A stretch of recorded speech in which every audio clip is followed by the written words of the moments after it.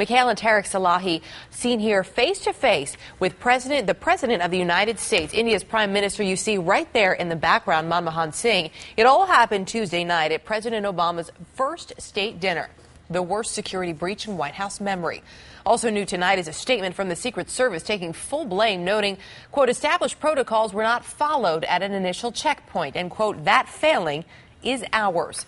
Digging deeper now into just how this happened and what could happen to Mikhail and Tariq Salahi, we are joined by stylist Erwin Gomez. You saw his salon in Tom Foreman's report. Also with us, national security contributor and former White House Homeland Security advisor Frances Townsend and CNN legal analyst Lisa Bloom. Good to have all of you with us. Fran, I want to start with you because now we have this picture proof of the Salahis face-to-face with President Obama. So there is no question as to how far their unchecked access got them, really to the highest level. How does this happen, and what should happen now to both the Salahis and perhaps the Secret Service folks who were on duty that night? Sure. Well, you know, Erica, what happens is once you come up to that initial point that Tom Foreman mentions, that perimeter point where you go through a magnetometer, once you're through there, nobody really checks you again, because the presumption is if you've gotten inside the perimeter, inside the White House grounds, you've been cleared. So no one would have checked them again. And so they would have come into the White House.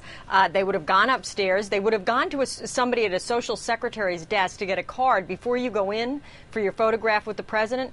Oftentimes, there'll be an administrative slip-up. There won't be one. Someone will just write it out by hand for you. Mm-hmm. And the only purpose of that is to put the picture and the name together and make sure you're introduced to the president. What happens to them now? Well, I'll tell you, if they lied to get their way in, that is, if they made a statement to someone at the gate, a Secret Service agent, and said that they were there because they were invited, that's a lie. It would be a lie to a federal official, and that's a felony. So in addition to a publicist, I hope they have a good lawyer. Well, apparently they have a lawyer who's been speaking out. Lisa, as an attorney, looking at this, should they be facing federal charges for this? Well, they certainly could be. Federal charges not only for lying to federal authorities, if they did lie, but it looks like they gave their own name, for example, when they walked in.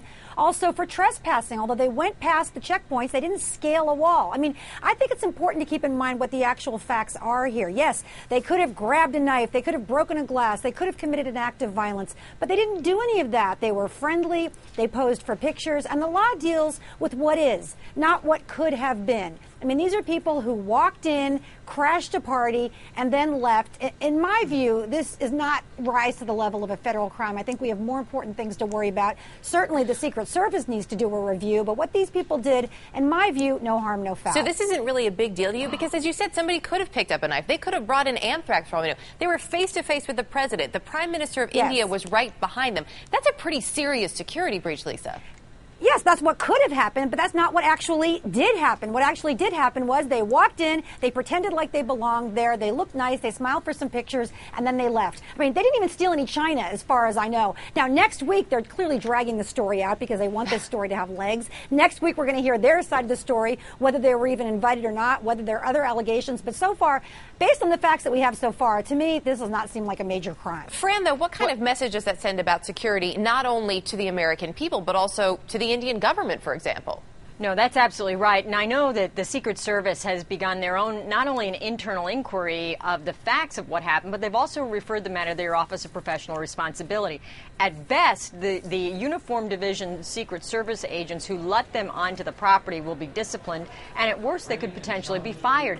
I will tell you, it is a very serious security breach because, after all, bad people will watch this and watch how they did it and learn, and they may test the Secret Service in other circumstances, if not at the White House, as a result of this. And so it is a very, very serious case. Erwin, I want to talk to you. You have such a history with Mrs. Salahi. You've known her for 15 years, and you know what pride she takes in her appearance. You did her makeup for their wedding, yet she didn't call you until Monday, frantically trying to get an appointment for a White House state dinner. Did that strike you as odd that she wouldn't have planned out a little bit more? I find that really odd because if I got invited to the White House, I knew I would have gotten the invitation right away, and I would plan my hair and makeup if I was a girl. But but I would definitely get it planned out. And you spent several hours, she was in your salon for, I believe, 7 hours that day. Obviously, there was some discussion. I know one of your hairstylists asked her to see the invitation. She didn't have it. Was there ever a point, though, where you questioned whether or not she was, in fact, invited to this event? I did ask her, how did you get invited?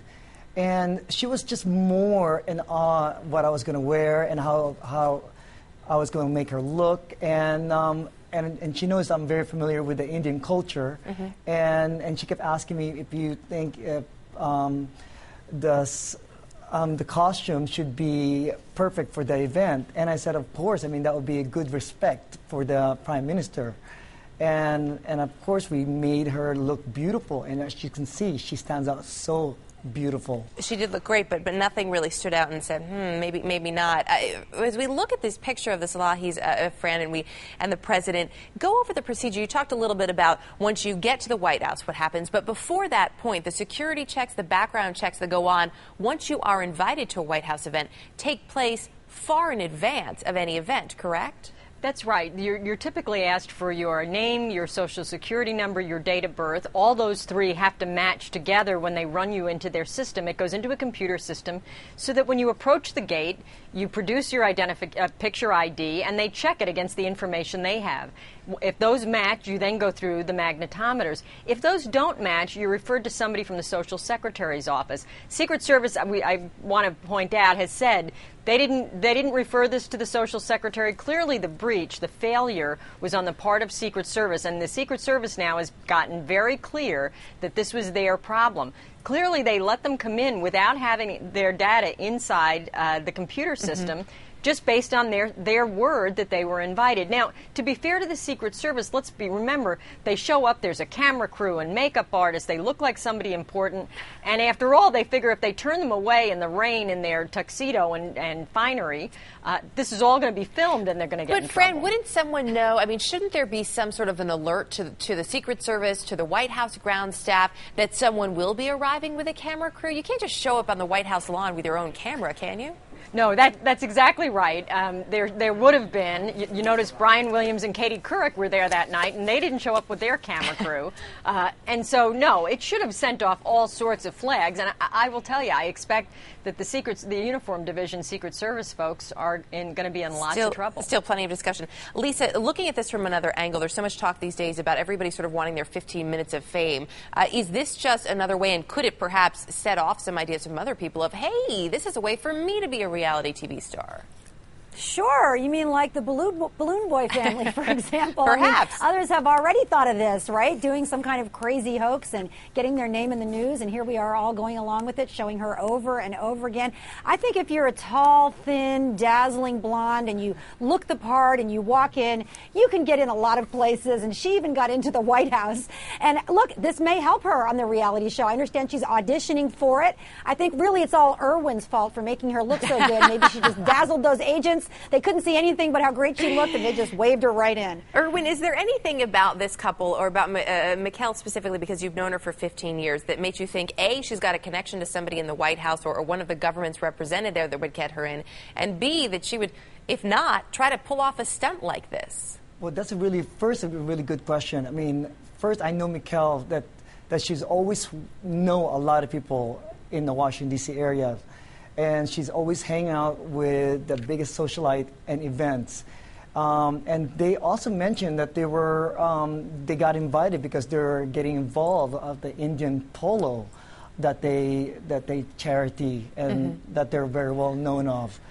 But it really struck me so odd because when I found out this news, I myself, as a makeup artist, I was there with the first family of the inauguration. I knew how tight security is, and I wasn't even afraid that I was not going to get in. That's how tight they were. Right. This just blows my mind.